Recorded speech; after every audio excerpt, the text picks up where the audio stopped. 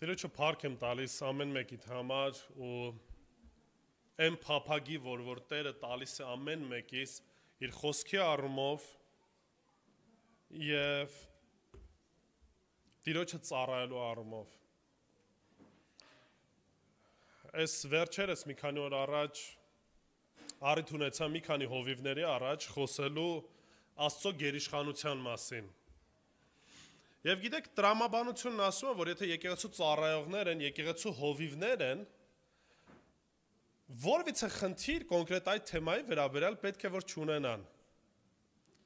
Այնինչ ասեմ, որ կային եղբայրներ, որ այդքան էլ ուրախ չէին, որ նման թեմայով քննարկում էին։ Կար եղբայր, որ կարծես բարկացավ, sense դուրս եկավ դալիճից։ Բայց այնուամենայնիվ ինչն էր նաև մի փոքր sense հետաքրքրական, որ երբ որ մեծամասնությունը մնացին, լսեցին մինչև վերջ, հետո դրանից հետո այն որ դուրս էր եկել դալիճից, կանգնեց ու նման արտահայտություն արեց, որ ասեց, մենք պետք է այնպես անենք, որպեսզի Աստծո գործը չկանգնեցնենք, Սուրբ Հոգու գործը չկանգնեցնենք։ Ու ես նորից հարց տվեցի, ասում եմ, մարդ արարած, արդյոք դու կարող ես Աստծուն կանգնեցնել, Սուրբ Հոգուն կանգնեցնել։ Գիտեք, շատ դեպքերում մենք Աստծո խոսքը լսում ենք, նույնիսկ շատ դեպքերում ամեն ենք ասում, բայց մենք ճշմարտապես չենք քննում, չենք մտորում այն բոլոր բաների մասին, ինչ որ մենք լսել ենք։ Ուղղակի ավտոմատ կերպով, եթե որևիցե մեկը բացել է Աստվածաշունչ, հոգևոր բաներ է ասում, մենք այդ բաներին ուղղակի առանց մտածելու ինչ ենք ասում, շատ դեպքերում ամեն ենք ասում ու անցնում գնում է։ Խնդիրը հենց դրանում է, որ այսօր քրիստոնյաները ալարում են մտածեն, ալարում են քննեն, ալարում են ուշադրություն դարձնեն, թե ինչ են լսել եւ դրանից ինչ է հետևում։ Եվ տպավորություն է ստեղծվում, որ մենք, եթե հոգևոր ենք, ուրեմն բոլոր մարդկանց հետ պետք է համաձայն լինենք։ Այնինչ այդպես չէ սիրելիներ։ Աստծո խոսքը շատ հստակ է եւ մենք պետք է պրպտենք, որպեսզի մեր ամենը այոն Աստծո խոսքի նկատմամբ լինի։ Ոչ բոլոր աղոթքներին ամեն ասեք, սիրելիներ։ Որտեվ դեպքեր են եղել, որ ես այդ աղոթքին ուղղակի ամեն չեմ ասել, ես համաձայն չեմ եղել այն վարդապետությանը, որ այդ աղոթքի մեջ տրվում էր։ Շատ երգեր կան, որոնց վարդապետությանը նույնպես մենք համաձայն չենք եւ չպիտի երգենք այդ երգերը։ Եթե նույնիսկ բոլորը այդ երգը երգում են եւ ասում են օրինակի համար գեղեցիկ է հնչում։ Մենք պետք է սկզբունքային լինենք Աստծո խոսքի վարդապետության մեջ, որպեսզի ամեն մի քամուց չշեղվենք։ Եվ այո, ջանասիրաբար պետք է քննենք, պրպտենք ամեն մի խոսքը, ամեն մի արտահայտությունը, որպեսզի չլինի թե բախվենք մի իրավիճակի, երբ որ կանգնենք ու ասենք, դե դու այդ ձև ես կարծում, ես այդ ձև եմ կարծում, երկուսս էլ եղբայր ենք, երկուսս էլ իրար սիրում ենք, ամեն անցան գնացինք, սրա մասին չի սիրելիներ խոսքը։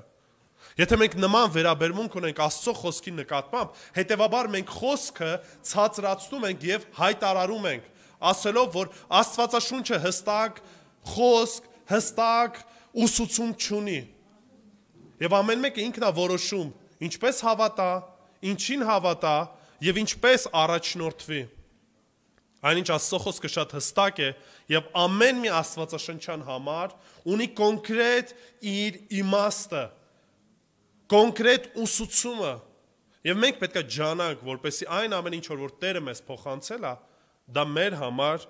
իրականություն դառնա, այլ ոչ թե այն ինչ որ մենք կարծում ենք, որ Աստծո խոսք է։ Հույսով եմ, որ որպես եկեղեցի իրապես այդ փափագը եւ ջիղը ունեք ուսումնասիրելու եւ երբ որ ձեր ամեն եք ասում, մտածված ամեն ասեք։ Նույնիսկ քարոզի մեջ հարցեր ունեք, կասկած ունեք, նույնիսկ որոշ հարցերում ինձ հետ համաձայն չեք, եկեք նստենք խոսենք։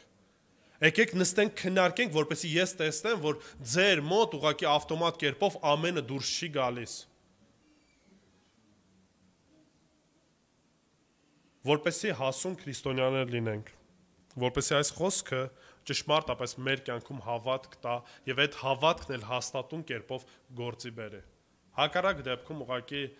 Չգիտեմ, սենտիմենտալ քրիստոնյաներ ենք լինելու։ Ամեն ինչին ամեն ասող, ամեն ինչին հավատացող ու նեղության ժամանակ էլ Աստծուն մոռացող։ Լավ շեներ, ասես մի քիչ բացասական գնացի, բայց այնուամենայնիվ սա իմ սրտի ցավն էր, անկեղծ եմ ասում։ Որտեվ եթե հովիվներն են նման տրամաբանությամբ մոտենում, պատկերացեք հոտը ինչ վիճակում է լինելու։ Լավ, Տերը ողորմած գտնվի, որպեսզի մենք հավատարիմ մնանք, որտեվ մեր մասին չէ այս ամենը, այլ Տիրոջ մասին է։ Եվ մենք չէ որ լավն ենք, այլ Տերն է, որ իր գերիշխանությամբ, թե կամենալը, թե ցանկանալն էր, իրագործում է մեր սրտերում, որպեսզի մենք գնանք ու հավատարիմ լինենք Աստծուն։ Ուստի Տիրոջ ամեն ինչին փառքը ուղենք։ Սիրելիներ, այսօր պետք է շարունակենք Մատթեոսի սերտողությունը, Մատթեոսի ավետարանի, եւ հիմա այն ինչ որ խոսելու ենք, ասեմ, որ բավականին քաջ ծանոթ նյութ է, կարելի ասել տարին գոնե ամենաքիչը մեկ անգամ մենք այդ թեմայի մասին խոսում ենք, բայց քանի որ որոշում ենք կայացրել, որ համար առ համար պետքա գնանք, մի փոքր sense ժամանակից դուրս կարծես ամռանը խոսելու ենք Քրիստոսի ծննդի մասին, Սուրբ ծննդի մասին, բայց այստեղ նույնպես կարևոր նյութեր կան, կարևոր թեմաներ կան, որ ես ուզում եմ, որ մենք ուշադրություն դարձնենք։ Խոսելու ենք այսօր ուղեցույց լինելու մասին, ուղեցույց լինելու դեպի Քրիստոս, որը որպես եկեղեցի մենք կանչված ենք դրա մեջ հասունանալու եւ աճելու։ Ընդհանրապես ուղեցույց կամ այլ կերպով ասած, բոլորդ էլ լսել եք նավիգատորների մասին, ճիշտ է։ Հեռախոսների մեջ ունենք, մեքենաների մեջ են ովքեր որ մեքենա են վարում շատ դեպքերում, երբ որ չգիտես որտեղ գնաս, ուղղակի հասցեն գրում ես եւ այդ նավիգատորը որոշակի ուղղությամբ քեզ բերում հասցնում է տեղ։ Բայց լինում են դեպքեր, երբ որ այս նավիգատորները լավ չեն աշխատում։ Օրինակի համար իմ կյանքում մի քանի նման դեպքեր տեղի ունեցել, երբ որ կարծես թե գրված է որ ճանապարհ կա եւ իրականում ճանապարհ կա, բայց այն աստիճան քանդված ճանապարհ է, որ ավելավ այդտեղ չմտնեիր։ Կամ հակառակը լինում են դեպքեր, երբ որ եղանակը անպամած է լինում եւ GPS-ի սիգնալը լավ չի կարողանում բռնել հեռախոսը, դրա պատճառով նույնպես, քանի որ չի կարողանում տեղորոշի որտեղ ես դու գտնվում, սխալ ուղղություններով է քեզ տանում։ Շատ դեպքերում մենք էլ որպես քրիստոնյաներ, մենք էլ որպես եկեղեցի, այդպես մի քիչ շեղված ենք լինում։ Ճիշտ ուղղությամբ չենք կարողանում մարդկանց ուղղորդենք դեպի Քրիստոսը։ Եվ սրա մասին պետքա մտածենք, պետքա մտորենք, պետքա քննենք, տեսնենք, թե իրապես ճշմարտապես, որպես եկեղեցի, որպես քրիստոնյա, իմ կյանքով, իմ խոսքերով, իմ ողջ ընթացքով, արդյոք մարդկանց ուղղորդում եմ դեպի Քրիստոսը, թե հակառակը շատ դեպքերում դա դառնում եմ ինչ, խոչընդոտ։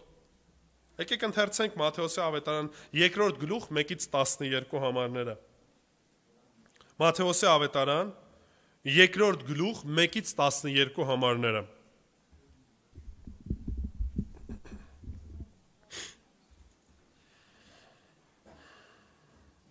Առաջի համարից կարդանք։ Երբ Հիսուսը ծնվեց Հրեաստանի Բեթլեհեմ քաղաքում, Հերովդեսի թագավորության օրոք, ահա արևելքից մոգեր եկան Երուսաղեմ եւ ասացին. Որտեղ է հրեաների նոր ծնված թագավորը, որովհետև նրա աստղը տեսանք արևելքում ու եկանք նրան երկրպագելու։ Երբ Հերովդես թագավորը լսեց, վրդովվեց եւ նրա հետ ամբողջ Երուսաղեմը նա իր մոտ հավաքելով բոլոր քահանապետերին ու ժողովրդի դպիրներին հարցրեց, թե որտեղ էր ծնվելու Քրիստոսը։ Նրանք պատասխանեցին. Հրեաստանի Բեթլեհեմում, որովհետև Մարգարեի կողմից այսպես է գրված. Եվ դու Բեթլեհեմ, Հուդայի երկիր, բնավ ամենափոքրը չես Հուդայի իշխանների մեջ, քանի որ քեզանից իշխան պիտի ելնի, որը հովվելու է իմ ժողովրդին, Իսրայելին։ Այդ ժամանակ Հերովդեսը գաղտնի կանչելով մոգերին, սրանցից ճշտեց աստղի երևալու ժամանակը, ապա նրանց Բեթլեհեմ ուղարկելով ասաց. Գնացեք ստույգ տեղեկացեք երեխայի մասին եւ երբ գտնեք, հայտնեք ինձ, որպեսզի ես էլ գամ երկրպագեմ նրան։ Նրանք թագավորին լսելուց հետո գնացին եւ այն աստղը, որ տեսել էին արևելքում, առաջնորդեց նրանց, մինչեւ որ եկան ու կանգնեց այն տեղի վրա, որտեղ երեխան էր։ Երբ այն աստղը տեսան, շատ ուրախացան։ Երբ տունը մտան, տեսան երեխային իր մոր Մարիամի հետ եւ գետնին ընկնելով երկրպագեցին նրան եւ բացեցին իրենց գանձերը, նրան ընծաներ մատուցեցին ոսկի, կնդրուկ եւ զմուրս Նրանք երազում Հերովդեսի մոտ վերադառնալու հրաման ստանալով ուրիշ ճանապարհով գնացին իրենց երկիրը։ Ամեն։ Եկեք աղոթենք։ Տեր Աստված, փառք ենք քեզ տալիս, որտեվ դու հավատարիմ Աստված ես։ Որտեվ դու գերիշխան ես ու ամեն բան քո ձեռքերում է, ով Տեր։ Դու սահմանեցիր մարդու սկիզբն ու ավարտը, Տեր։ Դու սահմանեցիր այն փրկagorցությունը, որը որ տեղի ունեցավ Հիսուս Քրիստոսի միջոցով, Տեր։ Ոստի օգնի, որ այն ամեն ինչ որ ընթերցելու ենք, այն ամենի մասին ինչ որ խորհելու ենք, Տեր, մեր հոգիների շինության համար լինի եւ գնանք ու փառավորենք քո սուրբ անունը, Տեր Աստված։ Որպես եկեղեցի միաբան լինենք խոսքիդ շուրջ, Տեր, եւ կամքդ կատարողներ լինենք, Տեր։ Օգնի, որ ողջ մեր կյանքը, ողջ մեր էությունը, ողջ մեր խոսքերը ուղղորդող լինեն, ուղեցույց լինեն դեպի քեզ, որպեսզի ամեն ինչի փառքը միմիայն քեզ լինի։ Հիսուս Քրիստոսի սուրբ անունով, ամեն։ Գիտեք, նորից այս պատմությունը շատ անգամներ երբ որ կարդում ենք, մեր մոտ տպավորություն է գալիս մանկական աստվածաշնչերի, կիրակնօրյա դպրոցի կամ դասերի,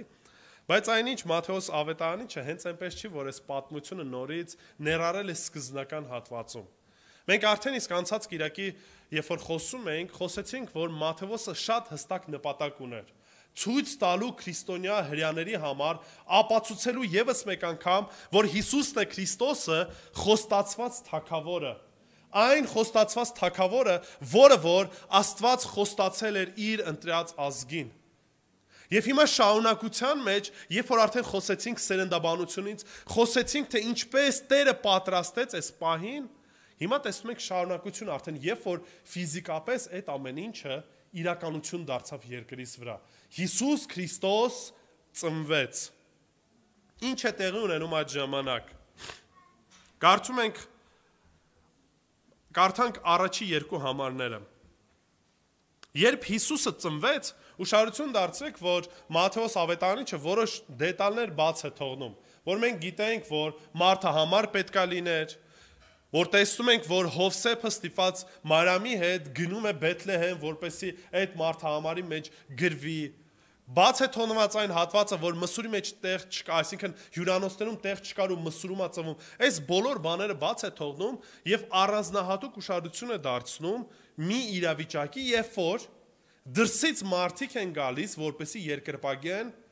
Հիսուսին։ Եվ ստեղ խնդիրը կար եւ ուշադրություն հեսա կդարձնենք, թե ինչումն էր խնդիրը եւ ինչի համար է Մատթեոսը իր կենտրոնացումը դնում հենց սրա վրա։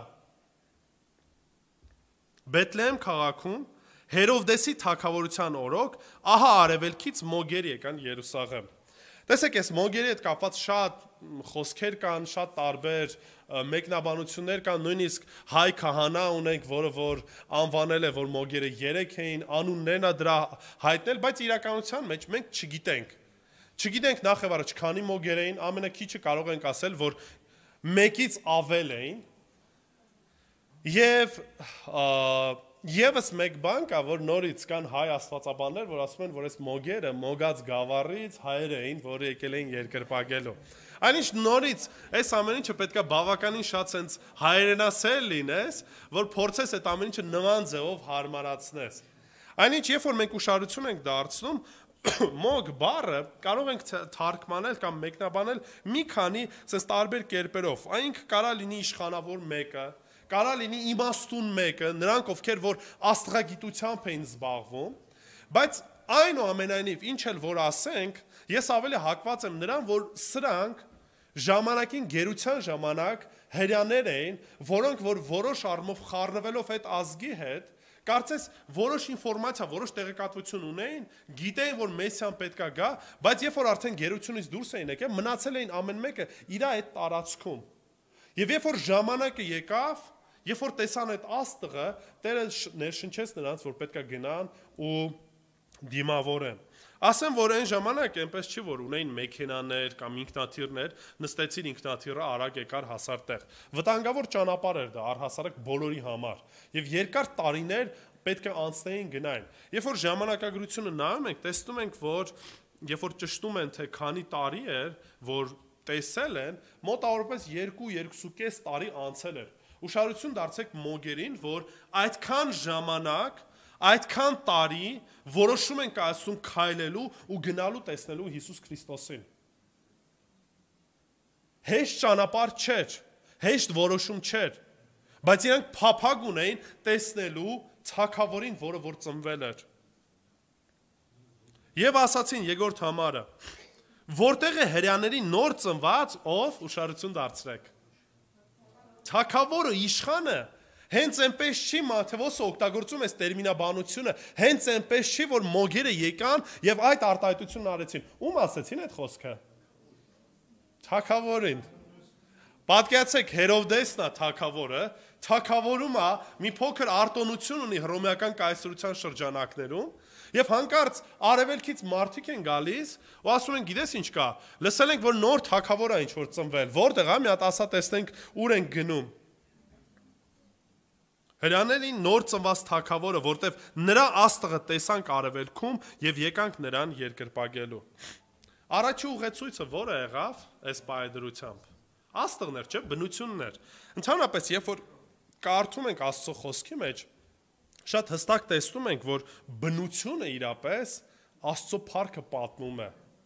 Հռոմեացիս նամակի մեջ, երբ որ կարդանք առաջի գլուխ 18-ից 20 համարը, մի փոքր Պողոս առաքյալը անդրադառնում է այս հարցին։ Ճիշտ է, խնդիրը այնտեղ մեղքի մեջ մարդկանց, որպեսզի իրանք որևիցե կերպով չեն կարողանալու արդարանան, եւ որպես հիմք նաեւ Պողոս առաքյալը բերում է բնությանը։ Եկեք կարդանք 18-ից 28 համարները։ 18-ից 20 համարները։ Որովհետև Աստծո բարկությունը երկնքից հայտնվում է մարդկանց ամեն ամբարշտության եւ անիրավության վրա, որ ճշմարտությունը ճնշում են անիրավությամբ, որովհետև ինչ որ կարելի է իմանալ Աստծո մասին, նրանց հայտնի է, քանի որ Աստված նրանց հայտնեց։ Ինչպես հայտնեց դա։ Որտեղ շատերը կանգնում ասում են, բա օրինակի համար, չգիտեմ, Ամազոնի գետի ափին այն մարդիկ, ովքեր որ ջունգլիներում են ապրում, որտեղից պետք է իմանան Աստծո մասին, կամ իրանք ինչպես են իմանալու ընդհանրապես Աստված կա, թե ոչ։ Ինչ է ասում։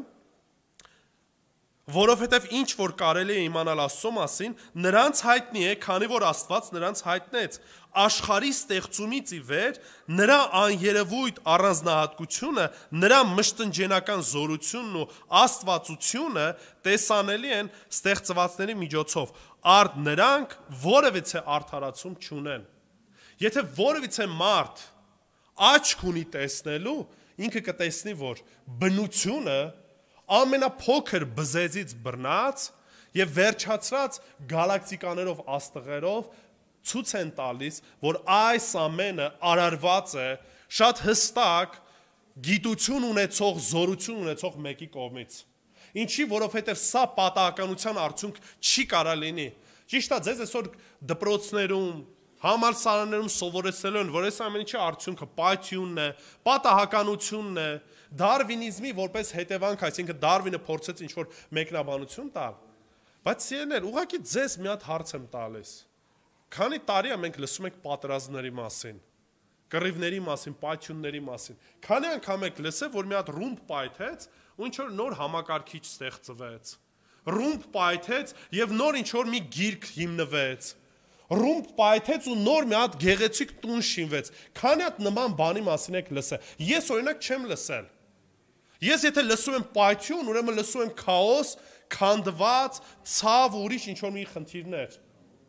Ոնց կարա մարդկությունը տրամաբանությունն ասի, որ չգիտես ինչ որտեղից ինչ որ էներգիա հավաքվեց եւ պայթեց եւ ահա հրաշք ձևով կյանքը ստեղծվեց։ Այն օրը Սարգսի եղբորս հետ ուտելիքն էինք բարձրացնում եւ տեսա մի հատ պուճուր ծաղիկ։ Ծաղիկի վրա մեղու, որը որ նեկտար էր հավաքում։ Եվ գիտեք, երբ որ այս ամեն ինչը նայում ես, տեսնում ես, թե ինչքան Աստված ամեն բան ներդաշնակ է ստեղծել։ Այո, գիտենք, որ էդեմական պարտեզից հետո, ադամական մեղքից հետո աշխարհի մեջ մտավ մեղքը, անեծքը, փուշն ու տատասքը եւ շատ բան խառնեց, բայց այնուամենայնիվ մինչեւ հիմա մենք կարող ենք տեսնել Տիրոջ ձեռքը ամեն մի շրջանակում։ Որովհետև մոծակից բռնած եւ ամենավերջի, չգիտեմ, ամենամեծ կենթանին շատ հստակ շղթան դու կարող ես տեսնել։ Շատ հստակ կարող ես տեսնել, թե Աստված ինչպես է ամեն բան կառավարում։ Այսօր օրինակի համար ժամանակի ընթացքում զարգանալով մենք տեսնում ենք, որ գնալով, որ տիեզերքը անծայրածիր է։ Ինչքան հզոր նոր հեռադիտակներ ենք հորինում, նայում ենք տեսնում ենք, որ ծայրը չի լինում։ Դերևս ավելին կա։ Մի փոքր եթե հետ գնանք, կտեսնենք, որ մարդիկ հավատում էին, որ երկրագնդի տիեզերքի կենտրոնում երկրագունդն է եւ ամեն ինչը պտտվում է երկրագնդի շուրջը։ Հետո մի փոքր առաջ գնացինք ու տեսանք, որ չէ։ Երկրագունդը չի, որ կենտրոնում պտտվում է, արևի շուրջն ենք պտտվում, բայց այս շրջանակում ընդամենը մի հատ գալակտիկա ենք, որ ամենամեծ գալակտիկաներից մեկը չէ։ Ու նույնիսկ այն արևը, որ կարծես մեզ համար այդքան հուշկու է, հզոր է, շատ կրոններ պաշտում են արևին, տիեզերքի մեջ այդ արևը այդքան էլ մեծ աստղ չի, միջին մակարդակի աստղ է։ Ու արդեն բացահայտվել է, որ միլիոնավոր գալակտիկաներ կան, որոնց մեջ կան միլիոնավոր մոլորակներ ու արեգակներից էլ ավելի հզոր աստղեր։ Ու այդ ժամանակ, երբ որ նայում ես, հասկանում ես, որ մարդ արարածը ընդամենը մի հատ փոշի հատիկ է, փոշի հատիկ էլ չի։ Իսկ այս ամեն ինչը արարողը Աստված ինքն է, դրա համար ասում եմ, երբ որ նայում ենք բնությունը, երբ որ տեսնում ենք այս ամենը, տեսնում ենք երկնային զորքերը, որ նկատի ունի աստղերը, մենք տեսնում ենք Աստծո փառքը, տեսնում ենք իր զորությունը, իր ուժը, եւ այո բնությունը որոշ առումով ցույց է տալիս, մատնանշում է, որ կա արարիչ։ Կամ մեկը, որ այս ամեն ինչը արարել է եւ ոչ միայն արարել է, այլ ինչ է անում, այս ամեն ինչը պահում է։ Եթե Աստված մի վարքյան, մի ակնթարթ ուղակի իր հայացքը շեղի, թե մոլորակները քաոսի կենթարկվեն, թե նաև գիտեք ինչ է, մեր մարմինները, մենք բոլորս ամեն ինչ որ տեսնում ենք սկսած մեր մարմնից, վերջացած ամեն ինչ այս ֆիզիկական աշխարհում բաղկացած է մոլեկուլներից, որոնք էլ իրենց հերթին բաղկացած են ատոմներից եւ էլեկտրոններից, չնայած ավելի մանր մասնիկներ էլ կան։ Բայց ձեզ ով է ասել, որ այդ մոլեկուլները պետք է իրար կողք մնան։ Ով է ասել, որ այդ ատոմները ու այդ էլեկտրոնները պետք է ճիշտ կերպով մեկը մյուսին համագործակցեն։ Ինչի, որովհետև այս ամենի շրջանակում Աստված ոչ միայն պահում է այդ բոլոր մոլեկուլները, այլ նաև պահում է այն օրենքները, որի շրջանակում որ այս մոլեկուլները համագործակցում են։ Այս ամենը Տիրոջն է։ Այս ամենը ցույց է տալիս Տիրոջ փառքը։ Սակայն որոշները կկանգնեն ու կասեն, Աստված չկա, այս ամեն ինչը պատականություն է։ Գիտեք, այս դեպքում ավելի ուժեղ հավատք պետք է ունենաս մերժելու Աստծուն, քան թե հավատալու Աստծուն։ Որովհետև ուղղակի մեկ էս մատի շարժումը բավարար է, որպեսզի այն որ մի փոքր գոնե իմաստություն ունի հասկանա, որ այս մատի շարժումը հենց այդպես տեղի չի ունենում։ Քանի տարի է անցել, արդեն ռոբոտներ են հորինում, բայց մինչև հիմա դեռևս մարդկությունը չի կարողացել հորինի այնպիսի նյութ, որը որ մեր կաշին է։ Այս ձևի էլաստիկ, որ կարողանում է օդը բաց թողել կամ իրեն պետքական բաները, բայց դրա հետ մեկտեղ հեղուկը բաց չթողնել, որ կարողում է ինքը իրանով վերականգնի։ Ավելին ասեմ, երբ որ դուք կարողանում եք կպնել ձեր մարմնին եւ զգում եք, այս ամեն մի զգայարանը, ամեն մի այս ձև կոչված դատչիկը, դեռևս մարդկությունը այս բանին չի հասել։ Նույնն էլ նաեւ աչքը, աչքի զգայունությունը։ Դրա համար սիրելիներ, բնությունը այո պատմում է Աստծո փառքի մասին, բայց ոչ բոլորն են այդ ամեն ինչը ընդունում։ Ինչ տեղի ունեցավ։ Թագավորը ուրախացավ,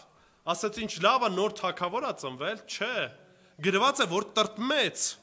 Այս ամեն ինչը իր համար անընդունելի էր։ Ինչու համար։ Որտեվ խնդիրը նրանումն էր, որ նույնիսկ իր թագավոր լինելն էր կասկածի տակ դրված, խնդրի առաջ էր կանգնած։ Ինքը որպես թագավոր զտարյուն հրյա չէր, խառնված էր եւ խնդիր կար, եւ անընդհատ պայքարում էր, որպեսզի որևիցե մեկը հանկարծ, որևիցե կասկած չգցի իր թագավոր լինելուն։ Այն աստիճան էր այդ ամեն ինչը տարված, որ պատրաստ էր ու նաեւ սպանել էր որոշ իր հարազատներին։ Մենակ նրա համար, որ հանկարծ ու հանկարծ որևիցե մեկը կասկածի չդնի իր թագավորությունը։ Եվ ինչ է գալիս են որոշ մոգեր եւ ասում են, ահա ուրիշ թագավոր է ծնվել։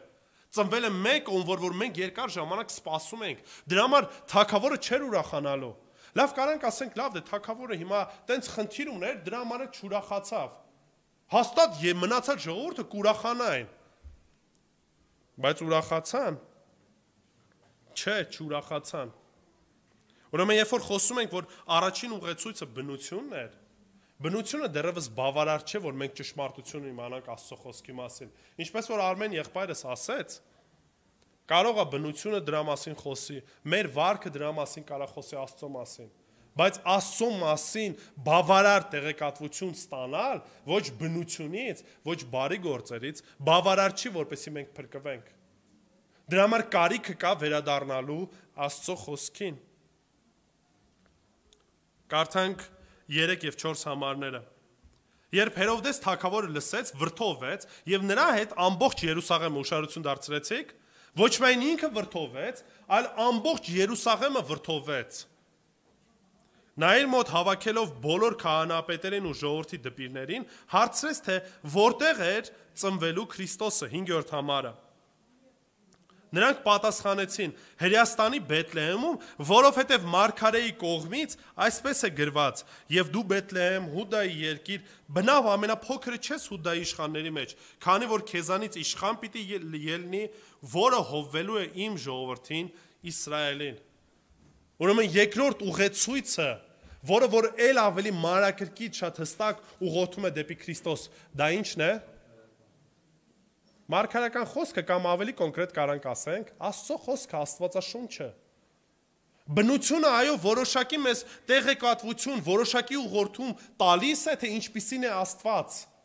ինչպիսի հզոր է, ինչպիսի միտք ունի, որպեսզի այս ամեն ինչը կառավարում է, բայց Աստծո խոսքը ել ավելի կոնկրետ ուղեցույց է Տեր Հիսուս Քրիստոսի մասին։ Դրա համար այդ ամեն ինչը նաև հետաքրքրական է։ Թագավորը գիտեր, կանչում է դպիրներին, կանչում է նրանց, ովքեր որ պետք է Աստծո խոսքը լավ սերտած լինեն։ Ինչ են անում։ Ճշտում են, ճշտում են։ Կարողանում են գտնեն, նույնիսկ վայրն են ասում, որտեղ պետքա ծնվեր։ Եվ ցնծում, ուրախանում են, բոլորով գնում են Տիրոջը դիմավորելու։ Չէ, սիրելիներ։ Չեն ուրախանում, ոչ էլ ուզում են տեղներից շարժվեն։ Այս ամեն ինչը նաև կարդում ենք Հովաննու ավետարանում։ Առաջի գլուխ 11-12 համարներում շատ հստակ Հովանեսը սրա մասին հայտնել էր արդեն։ Եկեք կարդանք Հովաննու 1 11-ից 12։ Յուրայինների մոտ եկավ, ովքեր են յուրայինները, հայերը։ Ինչի եմ ասում, որտեղ շատերը հիմա մանավանդ քարոզվում է, որ հայերն են ընտրված ազգ, մենք ենք ամենա, չէ, սիրելիներ, հրեաներն էին։ Աբրահամին էր խոստացվել, Աբրահամից եկած սերնդին էր խոստացվել, որ Մեսիան պետքա գար։ Դրա համար ասում է յուրայինների մոտ եկավ, իրանների մոտ եկավ, բայց յուրայինները նրան ինչ արեցին, չընդունեցին։ Չէին պատկերացնում, որ այս ձևի Հիսուս պետքա գա։ Իրանց պատկերացած Քրիստոսը պետքա գար հաղթական, ձյու վրա նստած ու պետքա գար ջախջախեր ռոմեական կայսրություն ու իրանց ազատություն տար, իրանց թագավոր դարձներ։ Սա էր իրանց պատկերացրած Քրիստոսը։ Գիտեք, մենք էլ ենք այդ ձևի Քրիստոսի շատ դեպքերում հետևում։ Երբ որ նեղություն ունենք ու նեղության մեջ Տերը մեզ չի օգնում, մի քիչ զարմանում ենք, ասում ենք Տեր Աստված, ախր մի բան այն չի էլի։ Մեր պատկերացած Քրիստոսը իմ նեղության մեջ միանգամից իմ հարցերի պատասխանը պետքա տա։ Ուրիշ ծայրահեղություն էլ կա։ Մեր պատկերացած Աստված շատ անգամ մեր անձնական Աստվածը պիտի լինի։ Ինչ ես աղոթեմ, Աստված պարտավոր է այդ աղոթքի պատասխան տա, ու ես լսել եմ տենց աղոթքներ, երբ որ հրամայում են Սուրբ Հոգուն, երբ որ հռչակում են ինչ-որ մի բաներ, հրամայում են Աստծուն, որպեսզի սա անի կամ այն անի, ու նորից հարց է առաջանում, եթե Աստված անում է այն, ինչ-որ մենք ենք ասում, ուր է Աստծո Աստված լինելը։ Հակառակը Աստված է, երբ որ ինքը կատարում է այն ամենը, ինչ որ ինքն է ցանկանում։ Եվ որևիցե մարդ, որևիցե պետություն, որևիցե իրավիճակ չի կարող փոխել Աստծո ընթացքը։ Աստծո կամքը գերիշխում է բոլոր կամքերից։ Եվ Աստված կախված չէ ոչ մարդուց, ոչ պետություններից, ոչ ժամանակներից, ոչ մի բանից կախված չէ, այլ հակառակը ամեն բան կախված է Աստծուց։ Սակայն նրանք, ովքեր ընդունեցին նրան եւ հավատացին նրա անվանը, իշխանություն տվեց Աստծո որդիներ լինելու։ Իսկ մենք բոլորս Քրիստոսի անունը մեր վրա դրած, պտտվում ենք ու սաղ աշխարհին հայտարարում ենք։ Առաջի քրիստոնյա ազգն ենք, քրիստոնյաներ ենք։ Աստծո անունը կարծես կրում ենք, բայց Աստված մեզ իշխանություն չի տվել իր անունը պահելու, իր անունը կրելու մեր վրա։ Հենց խնդիրը սրանում է, սիրելիներ։ Երբ որ մենք ուշադրություն չենք դարձնում Աստծո խոսքին, երբ որ մենք ուղղակի մտածում ենք, ապրում ենք սովորությունից ելնելով։ Դες ձև են ասում, ուրեմն տենց է։ Բոլորը դրա համար դառնում են քրիստոնյա։ Երբ որ հարցը գալիս է ամուսնանալու, դե հիմա ոչինչ, տղա է առաքելական եկեղեցիա գնում ես, անում են, անում։ Հասկանում եք հարցը։ Եվ նույնը հակառակ ուղղությամբ։ Դրա համար բոլորը դառնում են հավատացյալ, երբ որ մեզ պետք է։ Բոլորը դառնում են լավ, երբ որ նորից մեզ պետք է այդ ամեն ինչը։ Այնինչ մենք ինչ ենք անում, ծռում ենք, խաբում ենք ինքներս մեզ։ Այո, մենք չենք կարող քննենք մարդու սիրտը։ Ես չեմ ասում, որ առաքելական եկեղեցում փրկվածներ չկա։ Իհարկե կա։ Ես չեմ ասում, որ մկրտական եկեղեցիներում կամ բողոքական եկեղեցիներում բոլորը փրկված են։ Ոչ, սիրելիներ, բոլորը փրկված չեն։ Ու նաև կլինեն մարդիկ, ովքեր որ այսպես կոչեցյալ քարոզիչներ էին, որ իրանք էլ երբեք Քրիստոսին չեն ճանաչել, բայց հրաշքներ էին անում, քարոզում էին, Տիրոջ անունով էին քայլում, բայց Տեր Հիսուս նրանց ասում է, ես ձեզ երբեք ինչ չեմ արել, չեմ էլ ճանաչել։ Սրտերը քննողը մենք չենք, բայց մարդու կյանքը վկայում է, ցույց է տալիս, մարդը հետևում է Քրիստոսին, թե ոչ, Աստծունն է, թե ոչ։ Աստված շատ հստակ այդ բաժանումը դրել է, ինչքան որ մենք ցանկանանք, մեզ դուր գա, թե դուր չկա։ Շատ հստակ կան Աստծո զավակներ եւ կան մնացած, ովքեր որ Աստծո զավակ չեն, այլ սատանայինն են։ Ընդունենք թե չընդունենք, եւ մենք էլ ժամանակին բոլորս էլ այդ նույն կարգավիճակում ենք գտնվում։ Ապստամբ էինք, հակառակ էինք, մինչեւ որ Տերը ողորմեց, այցելություն արեց ու մեզ կենթանացրեց Հիսուս Քրիստոսով։ Դրա համար շնորհքով ենք փրկված, ոչ թե գործերով, որպեսզի որևիցե մեկը չպարծենա։ Աստծո խոսքն է ուղեցույցը եւ մենք այդ խոսքը շատ ամուր պետք է բռնենք։ Այն մեզ համար հստակ ուղեցույց պետք է լինի։ Այն պետք է շատ հստակ լինի եւ միմիայն խոսքի շրջանակներում լինի։ Համեմված չլինի մարդկային փիլիսոփայություններով, մարդկային տրամաբանությամբ, մարդկային ցանկություններով։ Մենք պետք է զգուշ լինենք, որովհետեւ Աստծո խոսքն ասում է, եթե մեկը խոսք է խոսում, թող խոսա ինչպես խոսքը։ Այսինքն Աստծո խոսքը փոխանցի։ Մենք որպես հավատացյալներ ինչից ենք կարճված, սիրելիներ։ Որն է մեզ համար առաջնայինը, որովհետև Եհովայի վկանել է բացում Աստվածաշունչ, մորմոննել է բացում Աստվածաշունչ։ Բոլորն են խոսում ճշմարիտ ավետարանից, բայց ինչքանով այդ ավետարանը համապատասխանում ճշմարտությանը, սա արդեն ուրիշ հարց է։ Մեզ համար ինչն է ուղեցույցը Աստված ճանաչողության։ Պետք է լինի խոսքը։ Հուսով եմ, որ սա պետք է լինի, սրա վրա պետք է ամուր կանգնած լինենք, հակառակ դեպքում ուղղակի քամուց քշվելու ենք։ Չենք իմանալու ինչ անենք, ոնց անենք, չենք ճանաչելու այն Քրիստոսին, որը որ մենք այսօր քարոզում ենք, ճանաչել ենք ուրիշ ինչ-որ Քրիստոսների։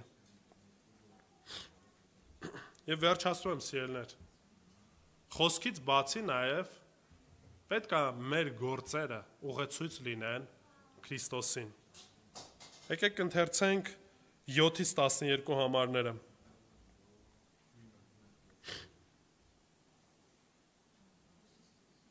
Մատթեոս 2, 7-ից 12։ Այդ ժամանակ Հերովդեսը գաղտնի կանչելով մոգերին նրանցից ճշտեց աստղի երևալու ժամանակը։ Ապա նրանց Բեթլեհեմ ուղարկելով ասեց. գնացեք ստույգ տեղեկացեք երեխայի մասին եւ երբ գտնեք հայտնեք ինձ, որպեսզի ես էլ գամ երկրպագեմ նրան։ Պատմությունից գիտենք, որ այս ամեն ինչը կեղծ էր, սուտ էր, այլ իր մեկ նպատակ ուներ, որպեսզի սպաներ, որպեսզի հանկարծ ու հանկարծ այլ ինչ որ մի թագավոր չբարձրանար։ Խեղճ մարդը չէր հասկանում, որ այդ թագավորությունը, այդ իշխանությունը Աստծուց է տրված։ Եվ նորից այս թագավորը չի կարա կանգնի Աստծո ծրագրի դեմ, որտեղ շարունակության մեջ մենք երբ որ կկարդանք մյուս կիրակի առաջ Աստված, կտեսնենք, որ մի ցավալի նաև դեպք է տեղի ունենում, Բայց ուշադրություն դարձեք, նույնիսկ այդ դեպքը Աստծո ծրագրի մեջ էր մտած, որտեվ իրականությունն է դառնում մարգարեությունը։ Հերովդեսը իր արարքի համար պատասխան արդեն իսկ տվել Աստծո առաջ։ Եվ պատասխան տալու է մինչև ու կյանքի վերջը, մինչև Հավիտյան այդ դրա հետևանքը կրելու է ինքը։ Բայց ուշադրություն դարձրեք, այն ամեն ինչ որ Տերը ծրագրում է, այդ ամենի իրականություն է դառնում։ Ինչու որտեվ պետք էր որ Հիսուսը գնար Եգիպտոս։ Դրա մասին խոսքը գնում էր ու ասում է, երբ որ ժամանակը եկավ, իմ որդուն կանչեցի Եգիպտոսից։ Ապա նրանց Բեթլեհեմ ուղարկելով ասաց. գնացեք ստույտ տեղեկացեք երեխայի մասին եւ երբ գտնեք, հայտնեք ինձ, որպեսզի ես էլ գամ երկրպագեմ։ Նրանք թագավորին լսելուց հետո գնացին, եւ ահա այն աստղը, որ տեսել էին արևելքում, առաջնորդեց նրանց, մինչև որ եկավ եւ կանգնեց այն տեղի վրա, որտեղ երեխան էր։ Այսինքն պահի տակ այդ աստղը երևում էր եւ պահի տակ այդ աստղը չէր երևում։ Ինչպես է դա տեղի ունեցել, ինչ ձևերով է Աստված այդ ամեն ինչը արել, ես դրա պատասխանը չգիտեմ։ Նորից գիտական տեսանկյունից ես չեմ կարող ասեմ, որովհետև նորից այն ինչ որ մենք տեսնում ենք, այս ամեն ինչը պետք է հասկանանք ում ձեռքերում է, Աստծո ձեռքերում է, եւ այո ինքը կարող է այնպես անի, որպեսզի, չգիտեմ, արևն ու լուսինը կանգնեն, ու օրինակի համար այդ օրը մութ չլինի։ Աստված այնպես կարող անի նաեւ աստղը, որ ժամանակ առ ժամանակ երևա, հետո չերևա։ Որովհետև 5 տականում նաեւ նման մի ձևով տեսնում ենք, որ կրակի սյունով Աստված առաջնորդում էր իր ժողովրդին։ Գիշերը թե ցերեկ շատ հստակ ժողովուրդը գնում էր ոնց է դա արել Աստված, դա իմ խնդիրը չի գիտնական տեսանկյունից այդ ամեն ինչը ապացուցելու, ոչ էլ Մատթեոսը դրա կարիքը ունի բացատրելու։ Սրա մասին չի խնդիրը, սրա մասին այն է, որ այն ամեն ինչ որ Աստված ցանկանում է, այդ ամեն ինչի իրականություն է դառնում։ Ինչի, որտեվ Աստված գերիշխան է եւ դրա հետ մեկտեղ ամենակարող է, որ այդ ամենը կարող է իրականություն դարձնել։ Ինչքան էլ որ գիտնականներն ասեն, որ դա անհնարին է, կամ այս ամեն ինչը հեքիաթներ են։ Երբ տունը մտան, տեսան երեխային իր մոտ Մարիամի հետ եւ գետնին ընկնելով երկրպագեցին նրան եւ բացեցին իրենց գանձերը, նրան ընծաներ մատուցեցին ոսկի, կնդրուկ եւ զմուրս։ Ուշադրություն դարձրեք, նորից sense մի փոքր բան, սրա մասին ճիշտ ասել եմ, շատ շատերը նկարների մեջ երբ որ Հիսուսի պատկերացնում են, տեսնում են միաժամանակ մոգերին էլ, հովիվներին էլ, մսուրի մեջ դրված։ Բայց այդտեղ շատ հստակ գիտենք, որ արդեն 2 տարուց ավել անցել էր։ Մանուկ Հիսուսը նորածին չէր։ Մոտավորապես արդեն 2-2.5 տարեկան էր։ Եվ այս շրջանակում, երբ որ արդեն մոգերը եկել էին այդտեղ, արդեն մսուրում չէր ու տան մեջ էր։ Ճիշտ է, այսինքն մի փոքր բան, բայց նորից։ Երբ որ մենք ուշադիր չենք Աստծո խոսքին, կանենք նույնիսկ այդ նրբությունների վրա ուշադրություն չդարձնենք։ Այնինչ պետք է ամեն հարցում մանրակրկիտ ուշադրություն դարձնենք։ Ինչպիսի գործերով ցույց տվեցին մոգերը, ինչ արեցին առաջին հերթին։ Երբ որ տեսան, գրված է ուրախացան, աստղը երբ որ տեսան, նորից ուրախացան, որ հեսա գնալու ենք ու Քրիստոսին տեսնելու ենք։ Ընդհանրապես, որպես քրիստոնյաներ, այդ ուրախությունը մենք պետք է ունենանք։ Ինչի որտեվ եթե մենք անընդհատ տրտմած ենք, անընդհատ նեղված ենք ամեն ինչով ենք տարբերվելու մնացած մարդկանցից։ Որն է մեր հույսը, որն է մեր հույսի աղբյուրը, արդյոք հավատք ունենք թե ոչ։ Որտեվ եթե հավատք ունենք, վստահություն ունենք, ուրեմն ամեն իրավիճակներում այդ ներքին ուրախությունն ունենալու ենք, ինչ որ Տիրոջից է գալու։ Որ թեև մարմինս էլ կորի, ինչ եմ անելու, Տիրոջ հետ եմ լինելու հավիտյան։ Դրա համար առաջի Պետրոս նամակի մեջ, երբ որ ասում է, երբ որ նեղության մեջ եք, ցույց տվեք այդ ձեր գեղեցիկ հավատքը։ Ու երբ որ մարդիկ այդ ամեն ինչը կտեսնեն, գալու են ասեն, այս նեղությունների մեջ, այս չարչարանքների մեջ, որն է հույսդ, ինչի վրա է հույսդ դրե։ Ու այդ ժամանակ առիթ կունենանք Տիրոջը մասին պատմելու։ Տիրոջը մասին վկայելու, դրա համար քրիստոնյան ուրախ է, այդ ուրախությունը չի գալի ուղղակի արհեստական, ձևական։ Երեխես հիվանդացել է, ինչ լավ է, չէ դրա մասին չի սիրելներ։ Երեխես եթե հիվանդ է, գիտեմ, որ այդ ամեն ինչը Տիրոջ ձեռքերում է, վստահելու եմ իրեն։ Ֆինանսական խնդիրներ ունեմ, նորից ես չեմ ձևական ասելու, որ գիտես ինչ կա, ժպիտը սենց հիմարի նման դեմքից պտտվելու եմ, ասեմ ամեն բան լավ է, չէ։ Ազնիվ եմ լինելու, բայց ասելու եմ, այո, այս խնդիրներ ունեմ, բայց Տերս հավատարիմ է, որ ինձ այս վիճակից դուրս է հանելու իր կամքի համեմատ։ Ներքին խաղաղության մասին է խոսքը գնում, ներքին ուրախության մասին է գնում, որը որ ասում է Սուրբ Հոգուց տրված է մեզ։ Դա այն պտուղներից նաև մեկն է, որ մենք պետք է որպես քրիստոնյաներ ունենանք ուրախություն։ Դրանից հետո երբ որ մտան, տեսան, Մանուկին ինչ արեցին, երկրպագեցին։ Տիրոջը ճշմարտապես պաշտեցին։ Սա էր իրենց բնական ցանկությունը։ Տիրոջը երկրպագել, պաշտել, որտեվ այդ Մանուկի մեջ տեսան այն թագավորին, այն խոստացված թագավորին, որը որ շատ տարիներ առաջ խոստացվել էր։ 2 տարի քայլեցին։ Ու վերջը տեսան։ Մենք առիթ ենք ունենում Տիրոջը պաշտելու, Տիրոջը պաշտամունքը բարձրացնելու, Աստծո խոսքի մասին խոսելու, ու մարդկանց պետք է համոզես, խնդրես, ասես գիտես ինչ կա, լավ կլինի որ գաս Աստծո խոսքը լսես։ Չպիտի էսև լինի, սա մեր ներքին փափագը պետք է լինի, մեր ցանկությունը պետք է լինի, որտեվ եթե մի վայր, որտեղ որ գիտեմ Աստծո խոսքն է քարոզվում, ճշմարտությունն է քարոզվում եւ ես այդ հնարավորությունն ունեմ, իմ ոտքերս պետք է վազեն այդտեղ։ Եվ որևիցե մեկը ինչ չպիտի ասի, մոգերին մեկը չէր համոզում, ճամփի կեսից չէին ասում, դե հոգնեցինք է։ Գնանք հետ, կարող է սխալվել ենք։ Նաև վտանգավոր ահագին փող ենք հետներս բերել, ֆինանս ենք տանում։ Բոլորի առաջ գնում ենք, չգիտենք ուր ենք գնում։ Աստղ ենք տեսել, հետևում ենք։ Գուցե մարդիկ կլինենք, ասեն խենթեք, աղանդավոր եք, ուր եք գնում։ Ձեր տունը թողած, ձեր ընտանիքները թողած, ուր եք գնում, ինչ եք անում։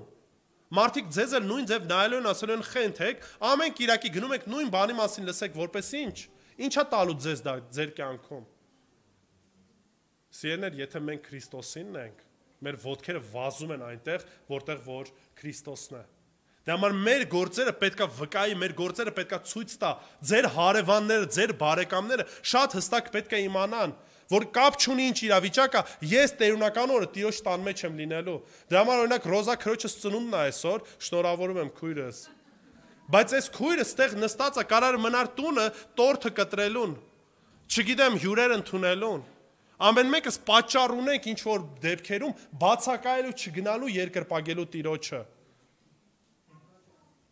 Բայց այնտեղ որտեղ որ Տերն է, իմ ոտքերը պետքա վազեն։ Այդքանով արեցին ու վերջացրեցին, չէ՞ սիրելիներ։ Դրանից հետո տեսնում ենք, որ ընծաներ մատուցեցին։ Ոսկի, կնդրուկ, զմուրս։ Ու այս այն գումարն էր, որով որ Մարիամն ու Հովսեփը կարողացան Եգիպտոսում գոյատևել։ Աստված ամեն բան ծրագրել էր։ Բայց տեսեք, այս մոգերը իրենց հերթին այս ամեն ինչը արեցին, ռոբոտ չէին։ Եթե մենք ընծաներ չենք մատուցում, հիմա Քրիստոս այսպես ֆիզիկապես ներկա չի։ Բայց երբ որ հանգանակություն ենք հավաքում, դա որևիցե մեկին չենք ուղում, մենք նորից տալիս ենք Տիրոջը ծառայության համար։ Երբ որ մենք ստե երգում ենք, մեր ժամանակն ենք ներդրում, նորից այն ինչ որ Տիրոջից ենք առել, ուզում ենք Տիրոջը տանք։ Երբ որ մեր առողջությունն ենք դնում ինչ որ շրջանակներում, մենք ուզում ենք նորից Տիրոջը փառք տալ։ Երբ որ գիշերը չենք քնում, ուզում ենք խոսքի շրջանակում ել ավելի պատրաստված լինենք կամ գնում ենք ինչ որ մեկին այցելելու, ինչ ենք ուզում։ Ուզում ենք նման ձևով Տիրոջը ծառայեցնել։ Ամեն բան ինչ որ Տերը մեզ տվել է։ Դեռևս որևիցե հրաշք Հիսուս չէր արել։ Մանուկ էր ուղակի, անօգնական։ Բայց իրանք հասկացել էին ու գիտեին, եթե գնում ենք երկրպագելու թագավորին, որոնք պետքա դիմավորենք թագավորին վայել կերպով։ Եթե ես Քրիստոսին անվանում եմ որպես իմ Տեր ու իմ Փրկիչ, ես պետքա վերաբերվեմ, վարվեմ Տիրոջս հետ, ինչպես որպես ես իր ծառան եմ, ինքն էլ իմ Տերն է։ Ու ամեն բան ինչ որ ինձ է պատկանում, ինձ չի պատկանում։ Պատկանում է նորից ում Տիրոջս։ Արդյոք մեր կյանքերը, արդյոք մեր գործերը ուղղորդում են մարդկանց դեպի Քրիստոս, թե ոչ։ Բնությունը խոսում է Քրիստոսի մասին, Աստծո փառքի մասին։ Աստծո խոսքը ուղղորդում է, ցույց է տալի Քրիստոսին։ Մեր կյանքերը մենք ուղեցույց ենք դեպի Քրիստոս, թե ոչ։ Եկեք սրա մասին մտածենք ու լուրջ վերաբերվենք, որտեղ մենք ենք այսօրվա այդ Բեթլեհեմի աստղը, որ պետք է ուղղորդենք մարդկանց դեպի փրկություն։ Մենք փրկությունը չենք։ Մենք ընդհանրապես ուղեցույց ենք, որպեսզի Տերը փառավորվի։ Եկեք աղոթենք։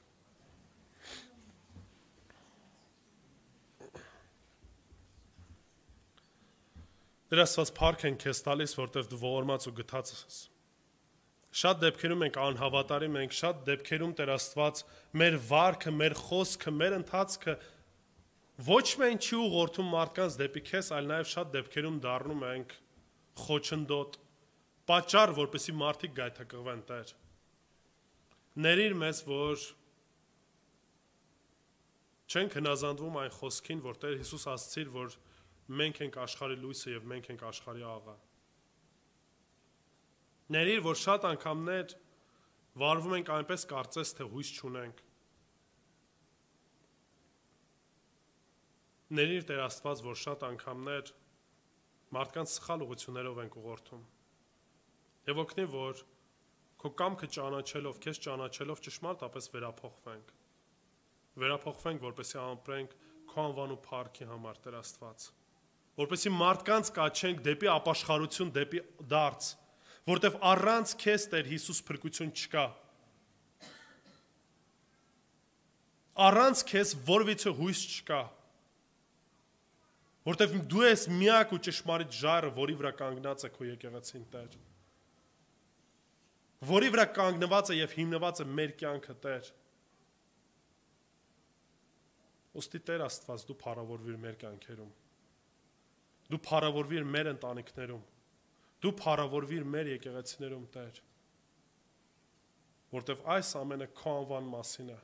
քո փառքի մասին է, որ դու ես թագավորների թագավորը եւ կաս ու կմնաս հավիտյանս հավիտենից։ Ամեն։ Աստված օրհնի բոլորիդ։